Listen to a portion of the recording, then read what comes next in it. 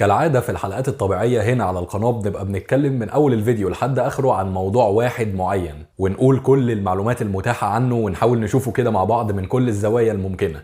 لكن أنا بقى لاحظت إن نوعية الفيديوهات دي اللي زي حلقة النهاردة كده بتعجبكم أكتر، واللي بنقول فيها كده معلومات سريعة ومختصرة شوية سواء كان ليها علاقة ببعض أو ملهاش. فبما إن الفيديو ده فيه حاجتين مميزين، وهو إن هو آخر فيديو في 2022 وأول فيديو في الاستوديو الجديد زي ما انتم شايفين، فقررت إن هو كمان في حد ذاته يبقى فيديو مميز. ويلا بينا نبدأ الحلقة اللي هقول لكم فيها 15 معلومة مختلفة وملهمش أي علاقة ببعض.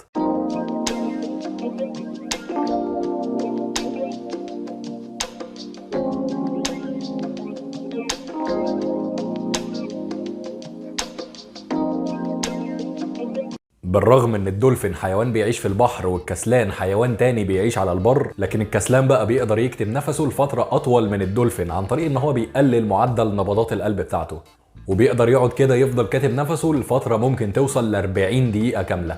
وده بقى على عكس خالص الدلافين اللي لازم كل شوية تطلع على سطح البحر تاخد نفسها بعد فترة حوالي 10 دقايق بس مش اكتر. الاخطبوط والحبار برضو كل واحد منهم بيبقى عنده 3 قلوب، واحد منهم بس هو اللي بيضخ الدم لأجهزة الجسم كلها، والقلبين التانيين اللي موجودين عنده مخصصين للخياشيم بس. الحوت الازرق هو اضخم واكبر حيوان عايش على كوكب الارض، وممكن يكون هو اكتر حيوان مرعب كمان، وده لان طوله بيوصل ل 30 متر ولسانه لوحده ممكن وزنه يبقى بيساوي او اكبر من وزن فيل. اما قلبه بقى فوزنه قد وزن عربية وبيحتاج ينبض مرة واحدة بس كل 10 ثواني. النمل هو اكتر كائن حي في العدد على وجه الارض.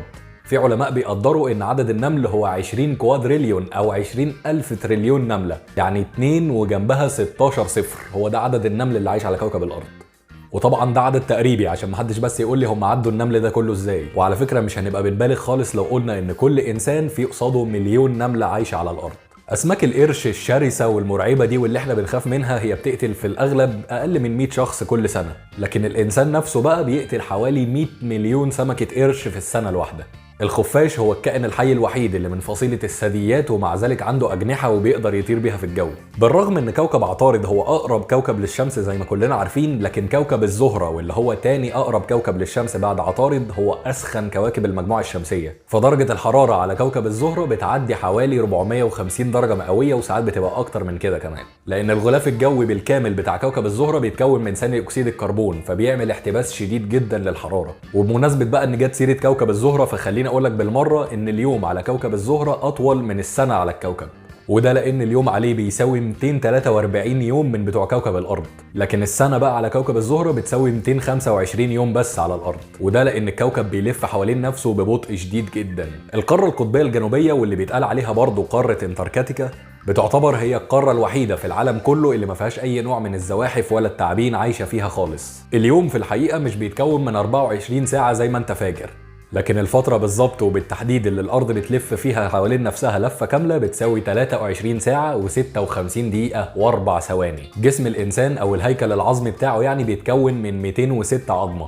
ومش هي دي المعلومة، لكن المعلومة ان الاطفال الصغيرة اول ما بتتولد بيبقى جسمها فيه حوالي 300 عظمة، بس مع مرور الوقت بقى والتقدم في السن القطعة دي بتندمج مع بعضها وبتكون ال 206 عظمة بتوعنا. التمساح هو الكائن الحي الوحيد اللي بيقدر يحرك فكه العلوي لما بيجي ياكل. اقدم حيوان بري موجود على وجه الارض دلوقتي هو السلحفة جوناثان اللي اتولد سنة 1832، يعني عمره دلوقتي اكتر من 190 سنة، وعايش في جزيرة اسمها سانت هيلينا في المحيط الأطلنطي. والكائن ده بقى اللي هو السلحفة جوناثان عاصر أحداث كتيرة جدا زي الحربين العالميتين والحرب الباردة واختراع المصباح واختراع العربيات وأحداث كتيرة جدا تانية. الإنسان الصبح بيبقى طوله أطول من نفس الإنسان بالليل، لأن الصبح وانت لسه صاحي من النوم بتكون فقرات العمود الفقري والعظم بشكل عام مرتاح ومسترخي ومفيش أي ضغط على الغضاريف، لكن بعد ما تصحى بفترة وتتحرك وتروح وتيجي الغضاريف دي بيبدأ إن هي يتضغط عليها، فالطول بيفضل يقل شوية لحد بالليل لما تنام تاني وتسترخي تاني ويتفردوا ويبعدوا عن بعض وتتعاد الدورة تاني.